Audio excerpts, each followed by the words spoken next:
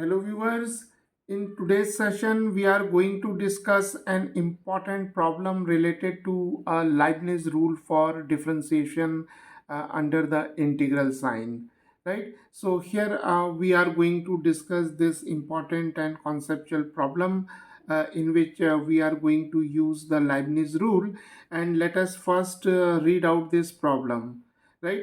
So here we are given an integral where the limits are from x to xy, and we have a function phi of t and dt, right? And this integral is given to be independent of x, and we are given the value of this function phi of t at t is equal to 2 as equal to 2, right? Then we have to find the value of phi of 1 plus phi prime of minus 1.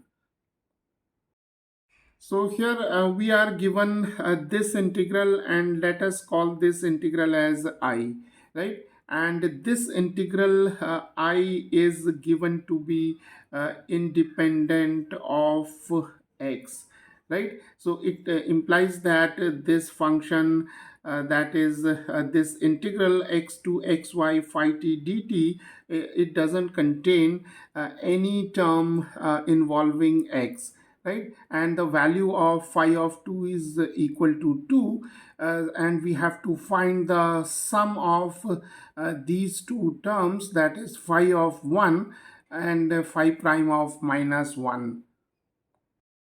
So now let us first quickly see the Leibniz rule, right? Suppose we have an integral in which the limits are functions of x, and suppose here the lower limit is f of x and the upper limit is g of x, and we have a function say h of t dt, and if we differentiate this function with respect to x,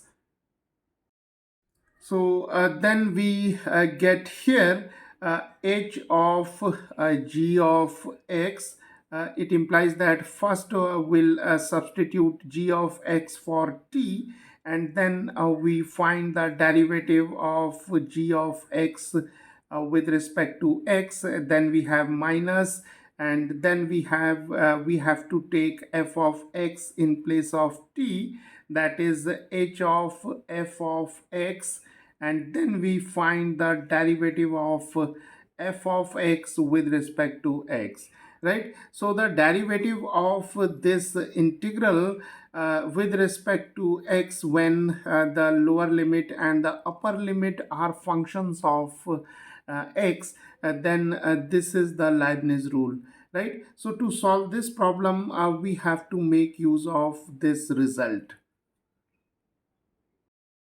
So now let us differentiate this integral I with respect to x. So we have di over dx, and here we have d by dx of this integral from x to xy.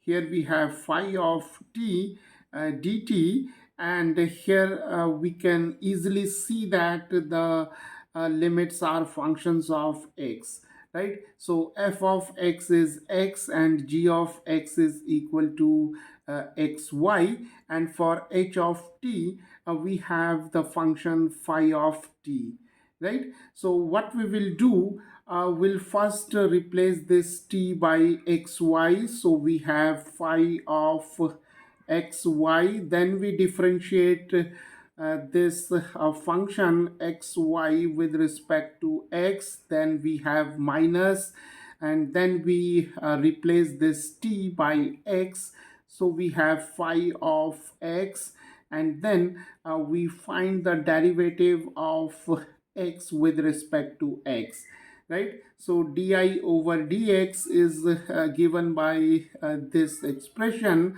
using the famous Leibniz rule, right? So now here we have phi of xy, and now the derivative of xy with respect to x is simply y, because here we have to differentiate x with respect to x, and we can take y as a constant outside the this derivative operator, right? So we have y times d by dx of x, and here we have phi of x, and derivative of x with respect to x is simply 1, right? So we have phi of xy.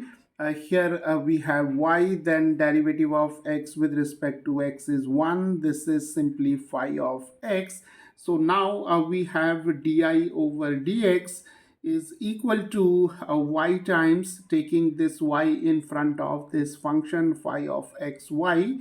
So we have phi of xy, and here we have phi of x, right? So now the derivative of this integral with respect to x is given by y times phi of xy minus phi of x. So now let us use this statement, that is this integral I is independent of x, right? So when I is independent of x, it implies that the derivative of I with respect to x must be equal to 0, right? So here this derivative is equal to 0, so we have y phi times xy minus phi of x is equal to 0. So now we have this equation, that is y times phi xy is equal to phi of x, right? So now we'll proceed from this equation, right? So here now we are given that phi of 2 is equal to 2. So now we'll utilize this expression to move further.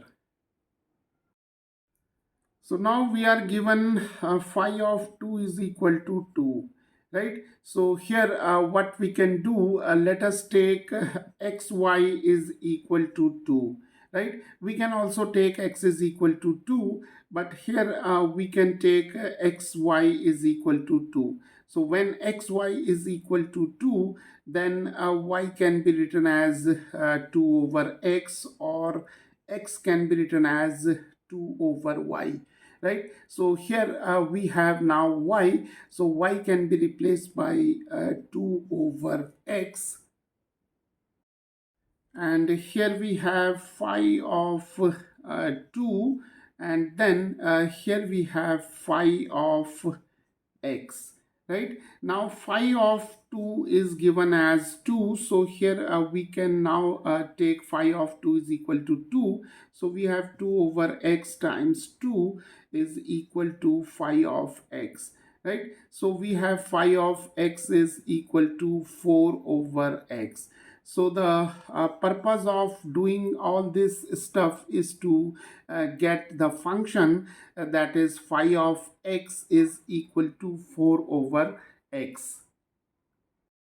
So now if we have taken here x is equal to 2 instead of xy is equal to 2, then from this equation we have got y times phi of x is equal to 2. So we have 2y, and then here we have phi of 2, right? So we have y times phi of 2y is equal to phi of 2. Phi of 2 is equal to 2.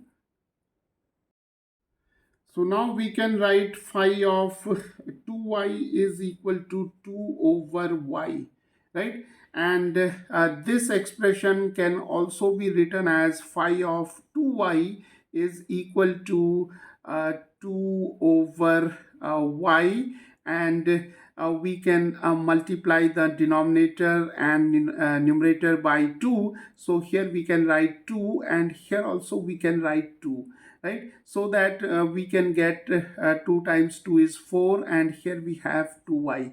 So phi of 2y can also be written as 4 over 2y, and here phi of 2y is 2 over 2y, right? So now if we replace 2y by some other variable, say p, then we have got phi of p is equal to 4 over p, right? And phi of p is equal to 4 over p can also be written as phi of x is equal to 4 over x, because again replacing p by x.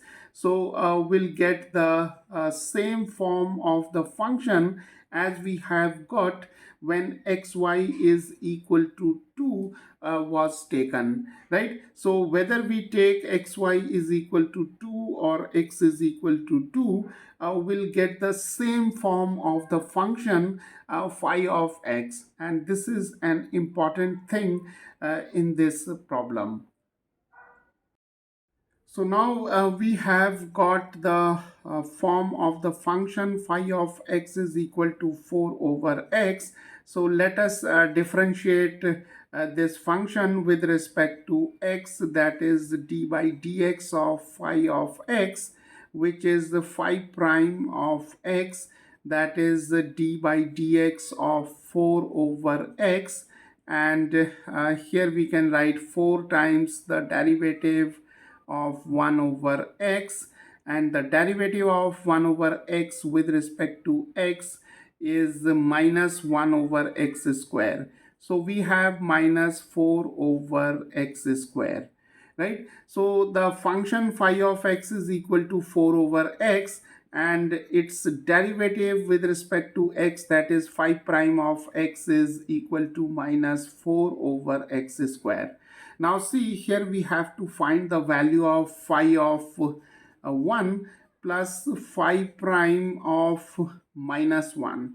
So phi of 1 can be obtained by replacing x by 1. So we have 4 over 1, and here phi prime of minus 1 can be obtained by replacing x by minus 1. So here we have minus 4, and here we have minus 1 square, right? So this is equal to 4, and then here minus 1 square is plus 1, so we have simply minus 4, that is equal to 0.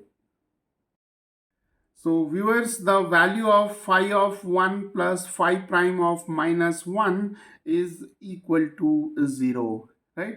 So this is how, by making use of the Leibniz rule, we can solve these kind of problems.